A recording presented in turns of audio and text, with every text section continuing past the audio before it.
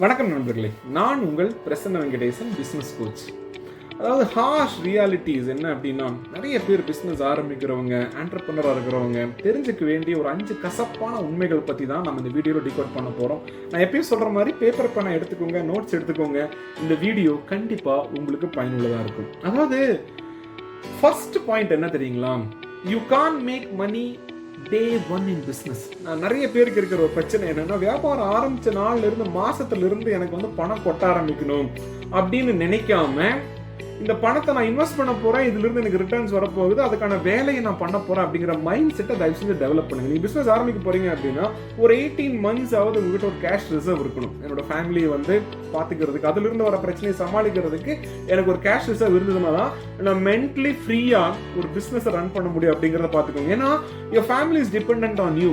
நீங்க பிசினஸ்க்குள்ள வந்துட்டீங்க அப்படின்னா அவங்க எனக்கு பணம் வரணும், மாசம் மாசம் ஸ்கூல் ஃபீஸ் கட்டணும், வீடு வாடகை கட்டணும் அப்படிங்கிற டென்ஷன் இல்லாம இருக்கணும் அப்படின்னா you must give them the confidence.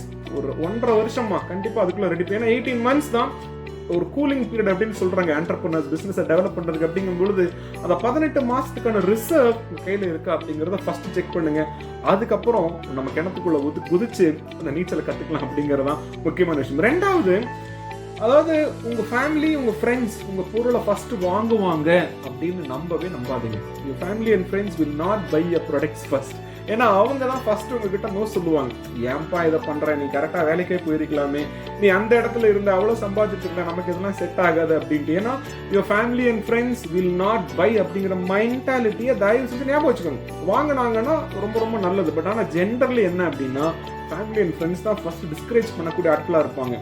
உங்க க்ளோஸ் சர்க்கிள் இருக்கிறவங்க தான் உங்களை பண்ண வேணாம்னு சொல்லுவாங்க. யோ ஸ்ட்ரேஞ்சர் யாராவது ஒருத்தர் நீங்க சூப்பரா பண்ணிருக்கீங்க அப்படின்னு சொல்லிட்டு பாராட்ட ஆரம்பிப்பார். அதுதான் ரொம்ப ரொம்ப முக்கியமான விஷயம்.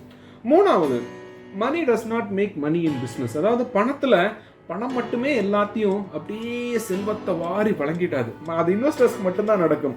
இன் business only capability makes money. அதாவது உங்க கேப்பபிலிட்டி மேலதான் அந்த வியாபாரமே நடக்க போகுது. உங்களுக்கு என்ன தெரியும், உங்க தொழில் ஆளுமை என்ன, உங்க தொழில் வல்லுநர், நீங்க எவ்வளவு கத்துக்கிட்டு இருக்கீங்க, எவ்வளவு விஷயத்தை இம்ப்ளிமெண்ட் பண்ண போறீங்க, எந்த முக்கியமான ஒரு பிரச்சனை நீங்க சால்வ் பண்ண போறீங்க, எப்படி இதை நீங்க மார்க்கெட் பண்ண போறீங்க, எப்படி உங்க பிசினஸ் அடுத்த கட்டத்துக்கு கொண்டு போறதுக்கு என்னெல்லாம் நீங்க கத்துக்க போறீங்க அப்படிங்கறத பொறுத்து தான் உங்க பிசினஸ் அமைய போகுது அப்படிங்கறத என்னைக்கு ஞாபகம் வச்சுக்கோங்க.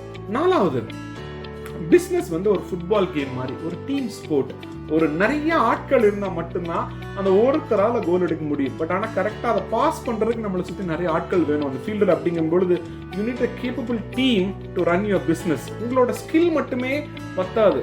நீங்க சோலோப்ரனரா மட்டுமே நானே எல்லாம் பண்றேன் அப்படின்னு இல்லாம ஒரு கேப்பபிளான டீமை தயவு செஞ்சு ஹையர் பண்ணுங்க. ஏன்னா ஒரு டீமை டெவலப் பண்றது கூட ஒரு பிசினஸ் லீடருக்கு ரொம்ப ரொம்ப முக்கியமான ஒரு விஷயம். அஞ்சாவது, இதை நான் அடிக்கடி சொல்லிக்கிட்டே இருப்பேன், உங்க ப்ராடக்ட் சர்வீஸை தயவு செஞ்சு நல்லா மார்க்கெட் பண்ணுங்க. அதாவது என்னோட சேவை, என்னோட பொருள் மட்டும் நல்லா இருக்கு, அதை வாங்கிட்டு போயிடுவாங்க அப்படிங்கிற காலம் எல்லாம் மலையேறி போயிருச்சு.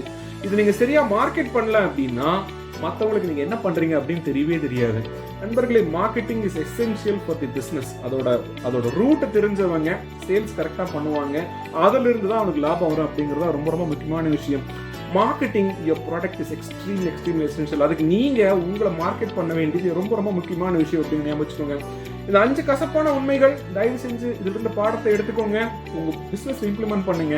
கமெண்ட்ஸ்ல கீழே எழுதுங்க என்ன உங்களோட ரிசல்ட் வந்தது அப்படின்ட்டு. நான் ஏற்கனவே சொன்ன மாதிரி பிசினஸ் growth ஒர்க் ஷாப்புக்கு இந்த வீடியோ கீழே லிங்க் இருக்கும், கிளிக் பண்ணி ரெஜிஸ்டர் பண்ணுங்க.